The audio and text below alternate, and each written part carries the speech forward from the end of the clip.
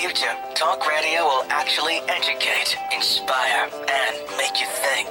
The future is now. Topics and music that affect your life from Universal Broadcasting Network. Tune in at ubnradio.com.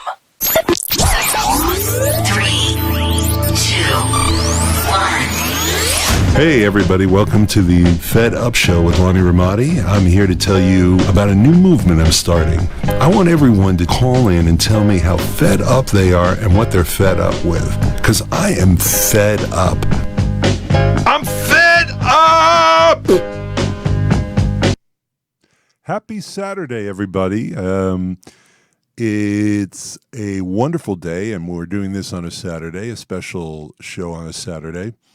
You know what I noticed recently is that I noticed that we tend to get together without knowing who we are to each other whenever there's an emergency.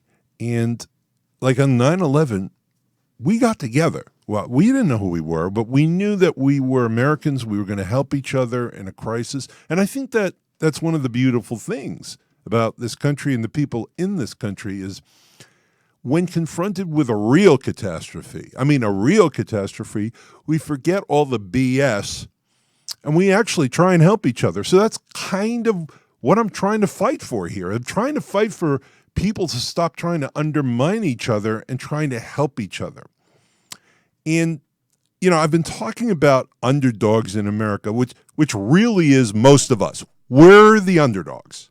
We don't drive fancy cars. We have a modest house if we're lucky, or we rent in a poor or modest neighborhood, or some of us who are millennials, we live with our parents. We worry about paying bills each month. We worry if we have no job. We worry it'll be disaster, without a job. It's almost all of us. And Congress and the president and the governor and the mayor and the unemployment office, they don't help us because they're too busy arguing with each other over whether somebody's a liberal elite, a fascist conservative, or somebody doesn't like guns, or somebody does like guns too much, or whether someone is employable or not, or whether somebody should be on welfare. The whole thing is idiotic to me. And, a lot of us, even if we're lucky enough to work, we're treated like crap on a daily basis. Some executive or CFO or person in power knows that they can treat us like crap because we're just employees working our asses off to try and survive. And they make us do things we hate doing just to show they have power over us. They deliberately allow some egotistical idiot in the company who knows nothing about anything to boss us around and give us orders and make us feel like we have no power to even defend ourselves. It's kind of a form of humiliation so they can watch us suffer. And like the miserable, inhuman sadists that they are, they continue to make us suffer because it makes them feel superior. They have superiority complexes, or they give us too much work so that we fail, or they blame us for things we don't do so we have to spend tremendous amounts of wasted time defending ourselves, or they complain we're not getting our work done, but that's because we're so busy defending ourselves from all these false accusations, or they secretly have us give them notes and information on the most complicated stuff and then take credit for our work with the owners and never let anyone know we did the work, and then they pretend they're the real genius. They're the ones who come up with all the solutions, and the owners don't know what's going on because they don't have the time to know what's going on. They make sure the owner sees them and how important they are at our expense. And of course, they have the time to brag to the owners because you and we're doing all the work. So I saw this movie last night, and I've seen it so many times. I love this movie. It's called Glengarry Glen Ross. And it reminded me of how senselessly stupid and unfair bosses and executives are to their staff, how senseless it is that they get rid of the most talented, hardworking people for them because they fear excellence. They're afraid of somebody trying to do their best all the time because maybe somebody else might notice they're doing this and maybe they might actually get credit for the work they're done. So that's the stupid office politics that you and I have to deal with most of the time. Now, in Glengarry Glen Ross, 4 people are fighting for their lives to keep their sales jobs in a real estate office. It's do or die. They're going to get fired if they don't get numbers. So like in real life for you and me, their heads are on the chopping block. And they know their heads are on the chopping block. So like you and me, they know they have to do something. Even though the real estate they sell is basically overpriced and a bad investment, the movie's really about how these people behave knowing that they're on the chopping block. And they have an office boss who offers them no support. He's basically loves torturing them daily in a sadistic way that makes them suffer even more by not giving them good leads to make sales. He won't give them the leads. So they're stuck with bad leads that are old and they can't do the sales to. And this guy's played by Kevin Spacey, who is brilliant in this role. But when isn't Kevin Spacey brilliant in a role? I mean, he's extraordinary. I love him. He's a great actor. And I would love, who doesn't want to see a Kevin Spacey movie? He's in this role, the bad guy, bad executive. There's a salesman who's the best salesman, played by Al Pacino, is Ricky Roma, the best salesman. There's a disgruntled salesman played by Ed Harris, a simple-minded salesman played by Alan Arkin, and a brilliant salesman who's the oldest person in the group, played by Jack Lemmon. And all of these people give great performances. Now, when you're older, no matter how good you are at your job and no matter how hard you've worked, if you have a dry spell, people start wondering if it's worth keeping you. It's age discrimination. Over and over again, age plays a factor in how people evaluate you. Other than the presidency, if you're old, people think it's a problem in terms of job performance. That's what happened to Jack Lemmon character in Glenn Ross. He's still a great salesman. The best salesman in the place, Al Pacino, acknowledges his greatness as a salesman in the movie. Even during a deal that Al Pacino was doing, Jack Lemmon helps him and he acknowledges how brilliant he was. So he's still a great salesman who's had a dry spell. And he's old. So the movie's not about death of a salesman. It's about the humiliation of a salesman. And throughout the film, Jack Lemmon is trying to get the leads, and he's begging Kevin Spacey to give him the leads, to give him the opportunity to do what he's done in the past, which is do a great job selling real estate. And Kevin Spacey keeps denying him this by making offers to him that he knows he can't, get done. Like he offers him to do it if he pays him $100, and the guy doesn't have $100 to pay him. Jack Lemmon doesn't have $100 to pay Kevin Spacey. So whatever he offers him, he knows Jack Lemmon can't do it, and he keeps trying to take more and more of a percentage of his commissions in order to give him the leads. It's a nightmare. He's constantly torturing him, making himself feel superior because he enjoys torturing an older, weaker man. That's what he enjoys doing. Now, the bosses of the company, they never get to meet Jack Lemmon or the salespeople. They only deal with Kevin Spacey. So he's that perfect executive that you and I know about that we work with, where they make sure you never meet the people that can see how good you really are. And he'll never, Jack Lemmon will never get the leads he needs to do the sales, and he's likely to be let go. And the only person that has these leads to make sales is Kevin Spacey. So in the end, and this is throughout the movie, we see it as well, Jack Lemmon, who is desperate to save the life of his daughter and give her the medical coverage she needs, steals the leads with the help of the disgruntled salesperson played by Ed Harris, and he'll be going to jail. And Kevin Spacey loves it. He's that executive who sadistically loved torturing the older Jack Lemmon with talent, an older person with talent, because he gets off on the power of being able to do it. There should be a law against this. We should be able to fire people that humiliate hardworking, talented people.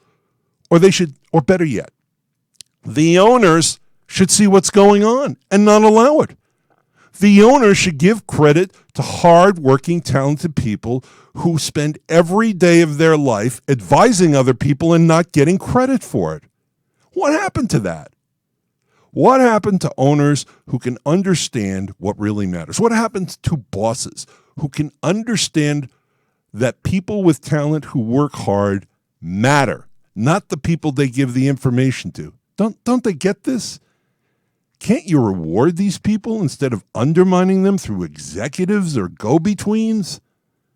I mean, come on. Is there no decency out there? So let's hope that bosses hear this. Let's hope that bosses, will be a fan of the people who really work hard and who are really smart and talented and who really are loyal to the company. Hopefully they'll wise up, because it's just bad business to have this continue. I'm fed up with it, that's for sure. Fed up. Okay, so now on a more positive note, in contrast to that, I've been reading online and just doing my own little fun research, and maybe there is hope in a way. Because I'm reading about a guy out there. He's on the business side of the entertainment industry. He's well known and highly respected. He's done great movies as a producer and executive producer. He's had his own production company at 2 studios. It doesn't matter what his name is, but he's a producer of great films. And I'm reading about him because that's what I do. I read about people. We've never met. He probably knows nothing about me. I'm invisible. I'm actually probably irrelevant. But I'm reading about him. And the more I read about him, the more inspired I become. And I've never even met him. But he moves me. I know. It sounds touchy-feely. Hey, I get moved, all right? I'm 6'10", but I get moved. So we have a few things in common. He was an artist and relations guy in the music industry, and I am and was a songwriter early in my career. So we have music in common. He's from New Jersey. I'm from New York, and I know Jersey. I went to college in Jersey. So I'm reading about him. I start liking what he stands for. I don't need to meet him to like him a lot already. And I like him a lot already because he stands for inspiring people to be the best they can be with positive reinforcement and support. How about that, executives? A positive person who inspires people. How about it? I love it. Second, he stands for taking risks instead of always playing it safe. He's not afraid of failure. Also, if you're working with him or for him, he wants you to have more opportunities. He doesn't want to take away things that you've been doing and try and take credit for them and isolate you and push you out of a company and make sure that nobody knows what you really did for that company. He wants to give you more opportunities. He embraces giving people who work hard and are talented new opportunities to better themselves so they can be the best they can be. What about that, paranoid executives? How about seeing if that works for you and having these people work for you, giving them new opportunities? They'll never leave you. I love it. Third, he calls himself, which I love actually, an average person who understands what an average person wants to see when they see a film, which I also love because I'm kind of an average person also. So I'm wondering, why am I liking this guy so much already? I don't even know him. I've never seen him. I never will see him. He doesn't know what I look like. He doesn't know how tall I am, and I'm really tall, folks. He doesn't even know my name. I'll tell you why. Because he says he wants to be around good people.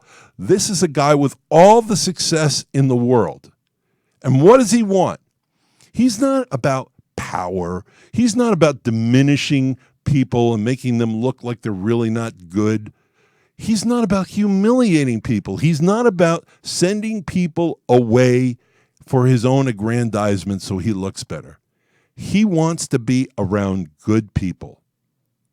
And I want to be around. Who doesn't want to be around good people? I want to be around good people. So the guy, and I've never met him, but I already know. Just hearing what he said, seeing how he's behaved in the past, the guy has heart. He's got 1 trillion miles of heart. And maybe that's the real secret to his success. Maybe he appreciates good people. He creates new opportunities. He's not jealous or narcissistic or secretive. He doesn't try and do a deal using somebody else's wisdom and then claim credit for the deal. He inspires in a positive way. Who the hell doesn't like that? I love it. And I'm sure tons of people who know him love this guy. What it proves to me, in contrast to Glengarry Glen Ross and the other things we're experiencing, is you can be a good person and be a success. You can help others, and you can be average and be a success. So I personally, with all the crap I'm taking in my life and have taken in my life, I feel better just reading about him. We'll never meet, probably. We'll never meet. He doesn't even know I read about him. And maybe some executive will make sure we never meet because maybe he'd actually like me. And they don't want that, God forbid. They don't want someone to like me and see how hardworking I am and how talented I am. God forbid they should see that. So, we may never meet, but I tell you what, the more I read about him, the better I feel that at least somewhere in our community out there, somebody's got the right attitude about how you should treat staff and employees. Now, back to, Hillary Clinton. Oh, my God. That's my response this week. Oh, my God. She slightly pulls ahead again, and then now she seems to pull ahead, and her own past comes back to haunt her. Now, the news is President Obama used an alias to communicate with Hillary Clinton on her email server, which is not a protected government server, on her email, which is not a protected government email address, using an alias. It was an unsecured series of communications. So now, Hillary, not only do you look stupid, but now President Obama looks stupid. The guy's got a 52% rating, and she's bringing him down. What in hell's name was Obama emailing you on an unsecured server for, to an unsecured email address? Why did he allow that, and why did you do it? Didn't you know? Don't you know, Hillary, that whatever you do in email is going to show up? Email is like an advertisement that just keeps growing. It's like a bacteria. It keeps multiplying. It never disappears. It's there forever, Hillary and President Obama. One of Hillary's staff at the State Department even complained about this. They said, who is this mysterious name on on your email? And she had to explain that it was President Obama's alias eventually. Can a president and secretary of state be this stupid, my friends? Can they? I mean, I'm actually fed up with the stupidity. You did it again, Hillary. You gave Donald Trump something to talk about. Congratulations, you political genius. More and more stuff keeps getting leaked about your emails, and now the president's emails, and all it does is give Donald Trump, a man whose ego is the size of Mount Everest, a chance to be the next president of the United States. Look, at least Trump's smart. We don't find out stuff about Trump. He may be foul-mouthed. He may be controversial. Who knows? He may say things that make no sense, like building a wall or, accusing a judge of Mexican heritage of being prejudiced against him in his lawsuit. Okay, he says things that make no sense to us. But he's not stupid. That's for sure. He's smart enough to not let something like this happen. I'm trying to explain this to you, Hillary. So please, just listen. The dumber you look, and the dumber you make Obama look, the worse it gets, okay? So here's my advice, because you're saying, so what should I do? I'm going to tell you what you should do. Number one, whoever's advising you politically is an idiot. I don't care. I don't know their names. I don't care who they are. They're not doing a good job. You should embrace your own stupidity. And I embrace my own stupidity. I've trusted many people who have betrayed me. Many. I continue. Hell, there are people today who are betraying me as I speak now, right now, that I trust. At least I acknowledge it. I acknowledge I've been stupid and trusted the wrong people. So here's what I want you to do, Hillary. I want you to say it was stupid. You believed it was okay. Acknowledge that was stupid. Acknowledge it was a mistake. And apologize. And make sure you let everyone know it will never, ever happen again. And be sincere, Hillary. Don't be phony and fake. Don't have that look, that zombie robot look that you get when somebody actually knows something about you you don't want them to know. Embrace it. Just say yes. Be sincere. It's so dumb. Just embrace the stupidity of having done that and say you've learned your lesson and it'll never happen again. Now, again, unfortunately, my friends, sorry, but back to Donald Trump. I got a whole list for Donald Trump. The birther thing, Donald, apologize, okay? It will shut everyone up. It's 2 words. I'm sorry, okay? Do it so it's not an issue. 2 words, Donald. You have so many other words you use. Just say, I'm sorry.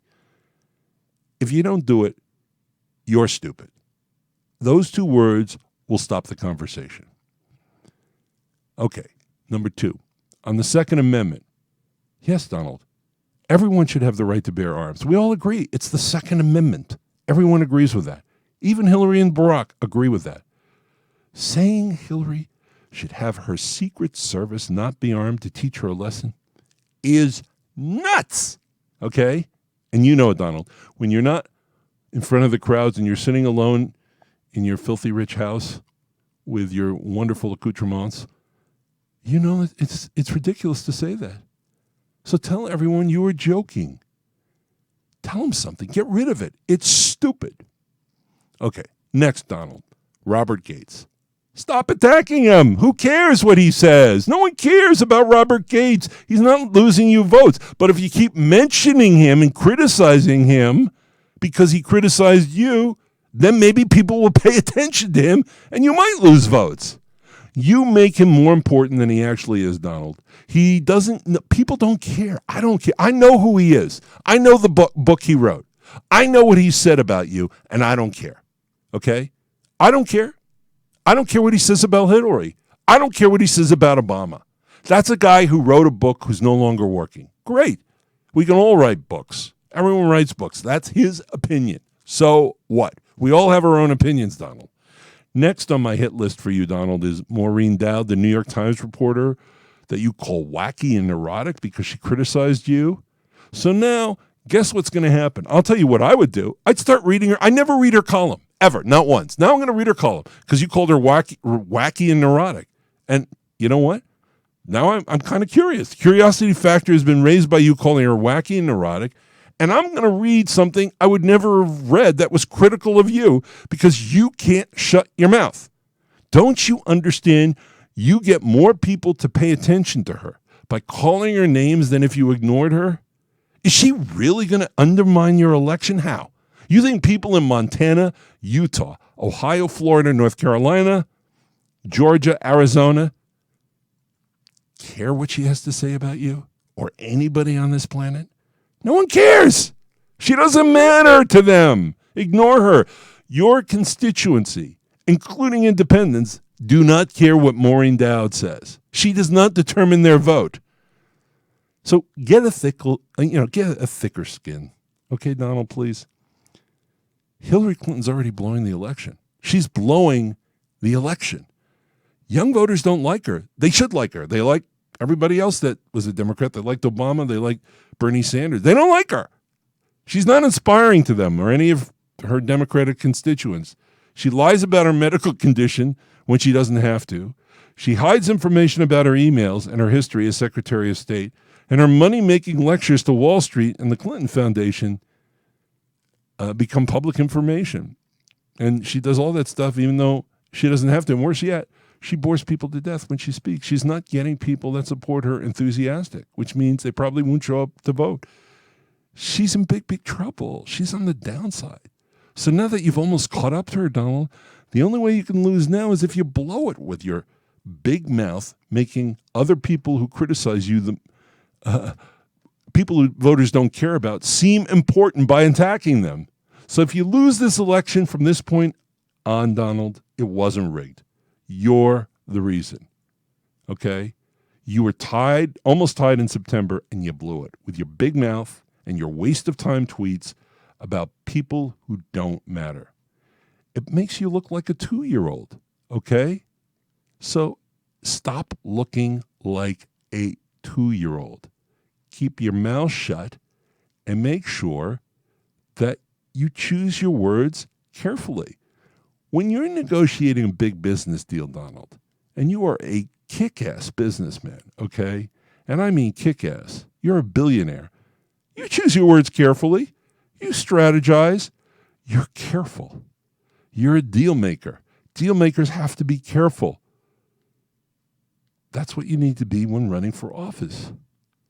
You can't keep doing this if you want to win. All right. So,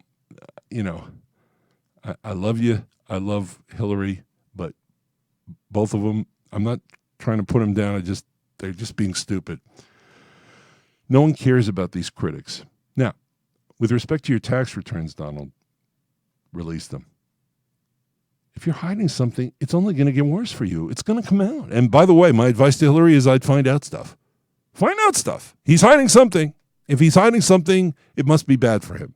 And Donald, by the way, if it comes out after you're president, is going to get you in trouble as a president. And you don't want that either. Just give him your damn tax returns, please. What could be in those tax returns that's embarrassing to you?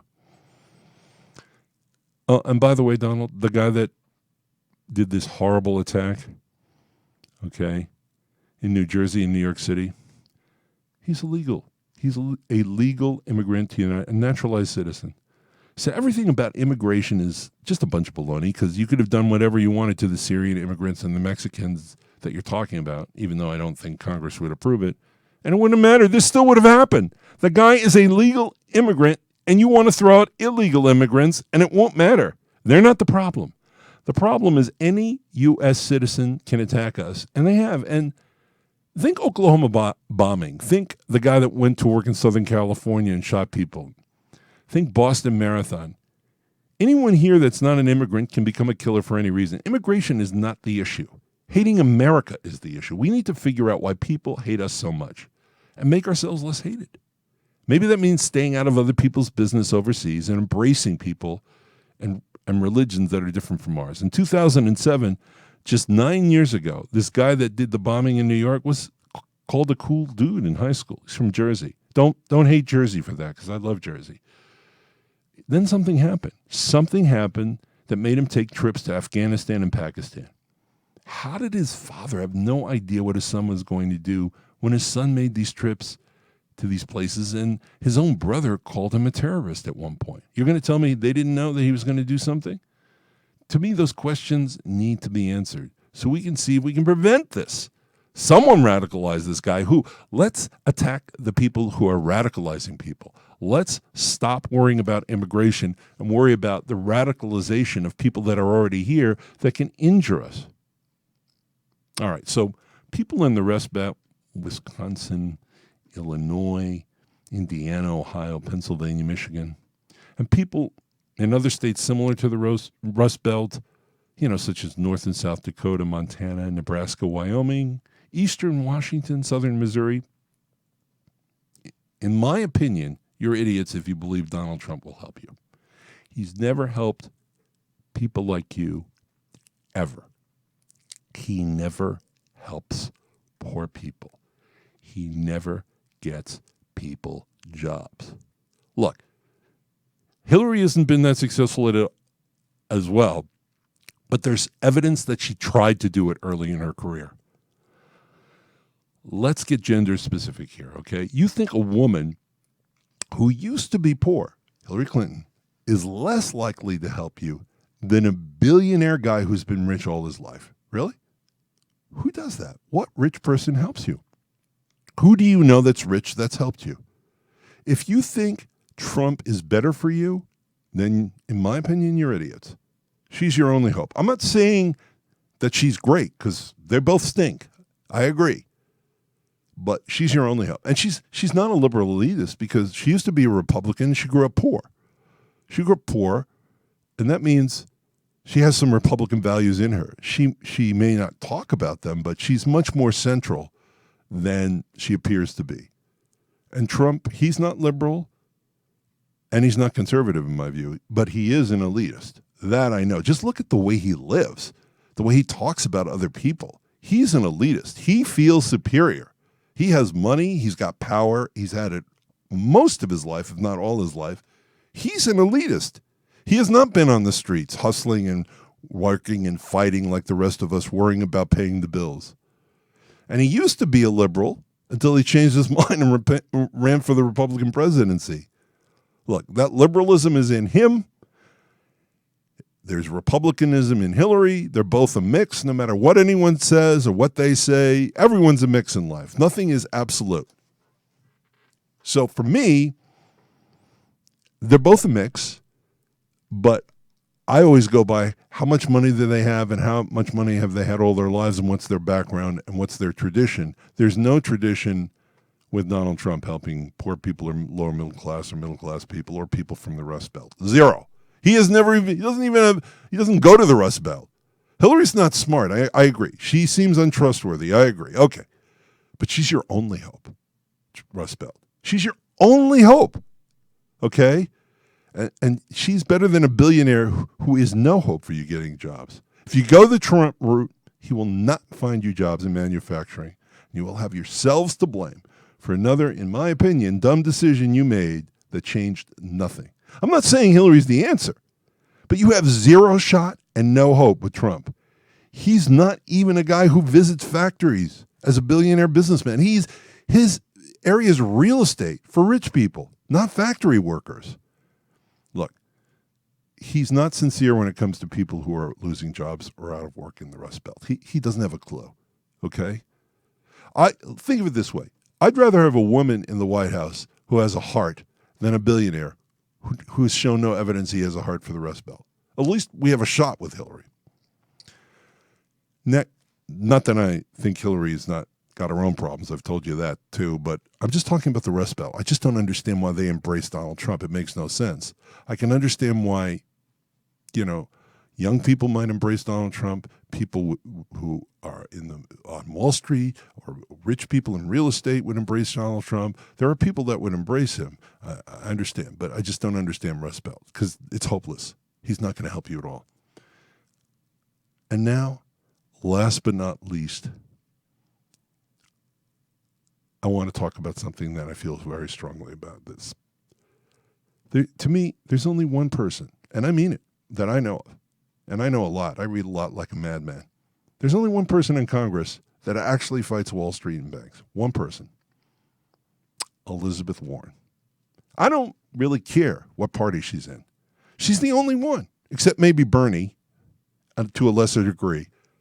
But I don't care if she's a Democrat. I don't care if she's a Republican. I don't care if she's liberal.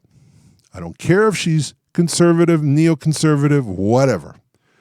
She fights rich people for the rights of the middle class, lower middle class, and poor people. She fights corruption. She fights banks. She fights Wells Fargo. She fights Wall Street and the corruption on Wall Street. She is the only one that I know of in Congress that understands that the rich elite in this country are destroying the middle class, poor, and unemployed by their greed. She gets this, and she fights for us. She wants Wall Street regulated. She wants corrupt rich people to be thrown in jail. And I don't care if it's said that she claimed to be a Native American partially in her campaign for election. I don't care what she did. Who cares? If you live in the Rust Belt and you don't have jobs, what the hell has Wall Street done for you? Why in hell's name do you want Wall Street to succeed? What do you care about Wall Street? Wait a minute. Wall Street is succeeding. The stock market's at 18,000. It used to be at 1,000 in 1990. It's 18 times higher than it was in 1990. It is succeeding. And you know what it's doing? It's making rich people richer. And what the hell has that done for you, Rust Belt, middle class, poor people? What has it done? Nothing. You sit on your arses while rich people get richer, and you starve to death. Or you dwindle down to a place where you can't afford to pay for much. And who in Congress fights Wall Street? And who fights the rich banks that overcharge you and pay you almost no interest on whatever little meager savings you have? So while the banks can use your money and make money on your money at much higher rates than they pay you, who fights these fat cat banks? Elizabeth friggin' Warren. That's who. She's the one person I know of who does it now and has a history of doing it. Yes, we should regulate the hell out of banks and Wall Street to prevent those crooks from taking money. What do we care about regulation? That's not hurting our business. You know, the Rust Belt people and the middle class and the poor people and unemployed, we should be getting that money. That shouldn't be going to Wall Street and the banks. And they're sending the money overseas. into foreign bank accounts to make money and invest in other things, or spending it with fat cat bonuses on luxury items, or stealing it like Wells Fargo did with false bank accounts. That does you no good. So I don't care what party Elizabeth Warren belongs to. I don't care. Doesn't matter. She's a fighter. She's fighting for you and me, and I love her. And it's unpopular for her to be doing this, and she still does it. And I love her. And she's going to lose financial support for her political campaigns because she does this, and she still does this. And I love her. And a rich person like Donald Trump will call her Hiawatha, which is both stupid and insulting to Native Americans. Their names are not Hiawatha, Donald. That's one person's name that's a historical figure. That's like calling every Asian person Mao Zedong, which is ridiculous. It's racist, Donald. Native Americans have other names for your information. Good Native American names that are part of a legacy and tradition that precedes you or any other white people or any other people being in the United States.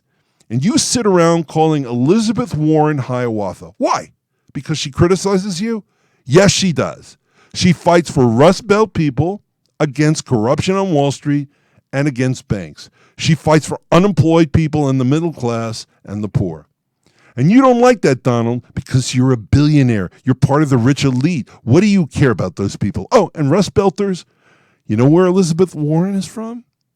She's not part of the, as the conservatives like to call people, the Eastern intellectual elite. And by the way, I don't even understand what that means, Eastern intellectual elite. Why would somebody that's smart only be on the East Coast? How is geography determining where somebody is? And why is an elite person only from the East Coast? What, they're not from the South? They're not from the North? They're not from the Midwest? They're not from the West? The whole thing is ludicrous BS.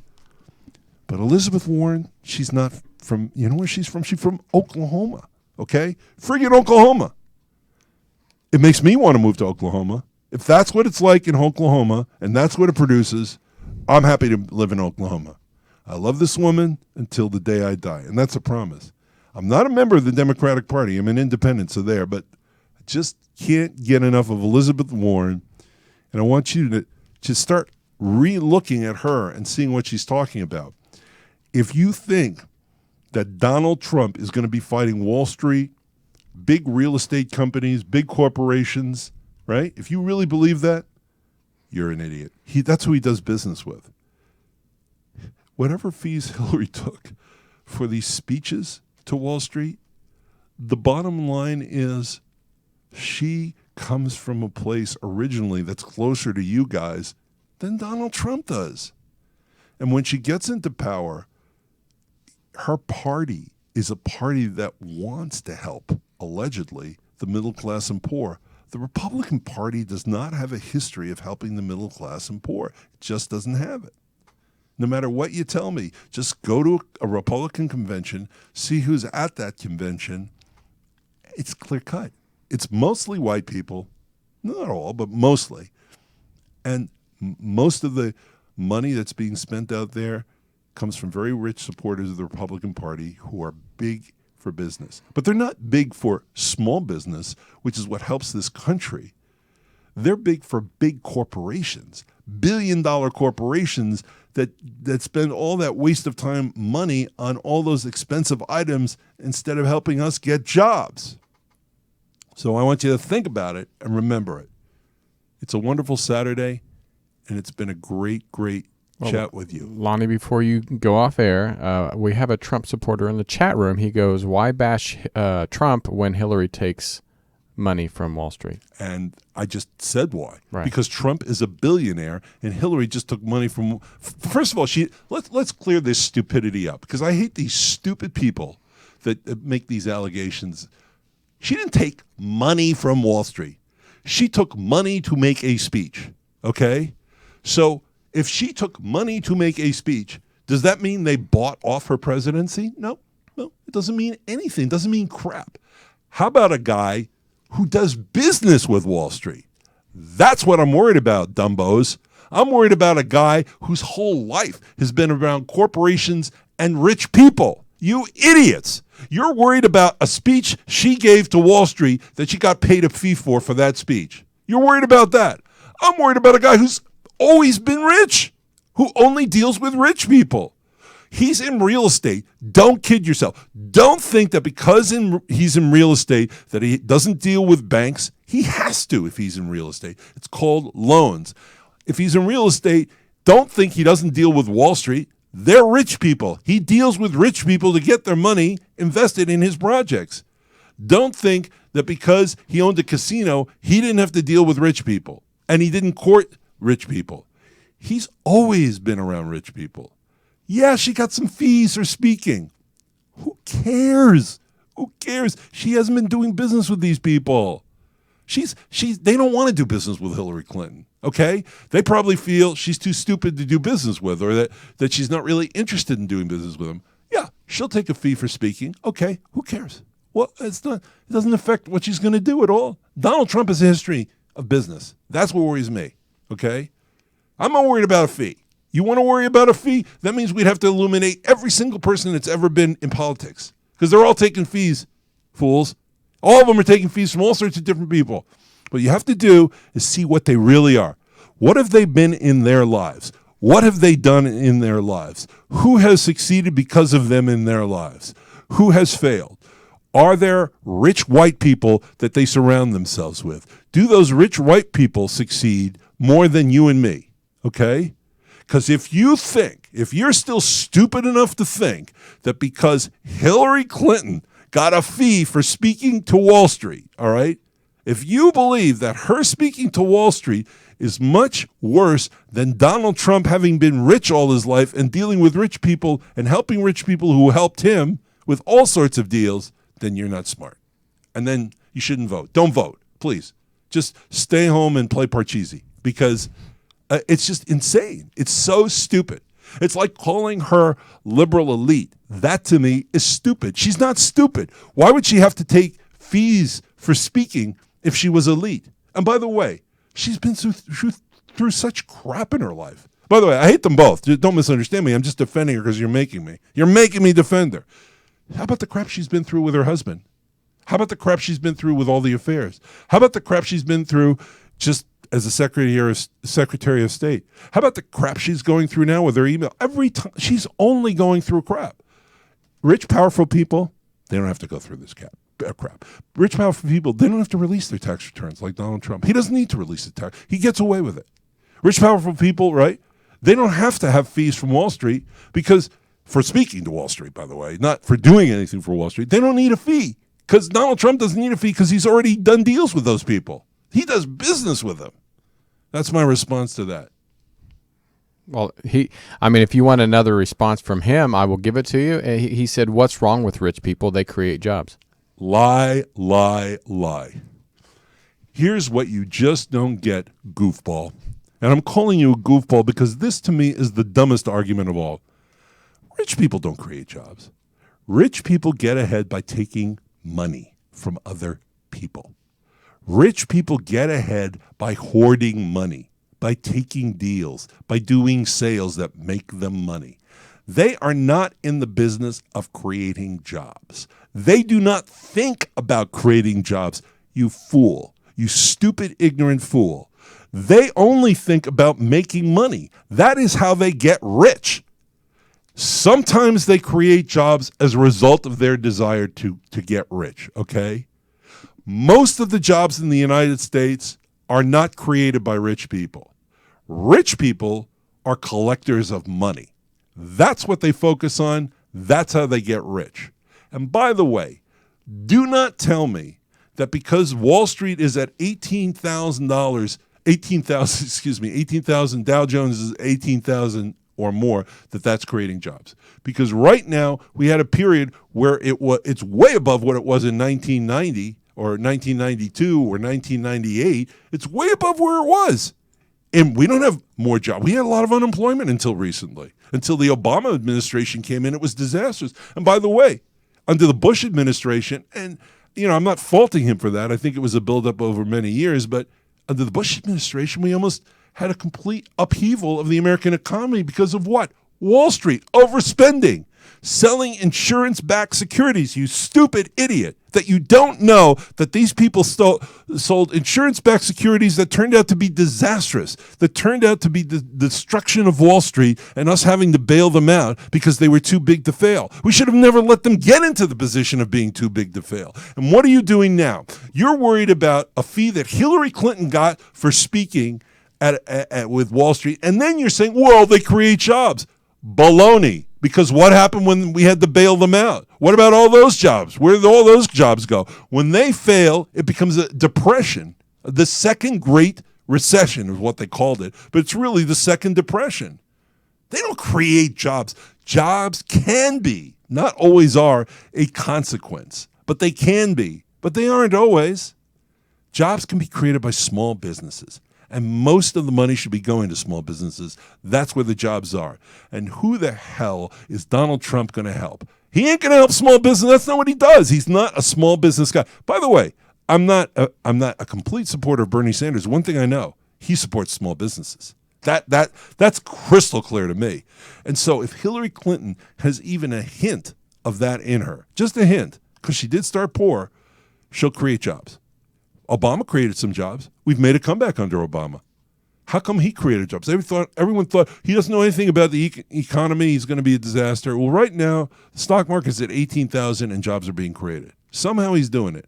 So please don't tell me that rich people create jobs. They do not create jobs. Sometimes they do. Most of the time they don't. If you sell a stock and you make a lot of money off of that stock because you bought in at a very early time and got a lot of stock, that's not creating jobs. It's just making a profit. If you sell insurance-backed securities, that's not creating jobs. It's just making money. Think about it. I love you all. Ciao, baby. Talk radio will actually educate, inspire, and make you think. The future is now. Topics and music that affect your life from Universal Broadcasting Network. Tune in at ubnradio.com.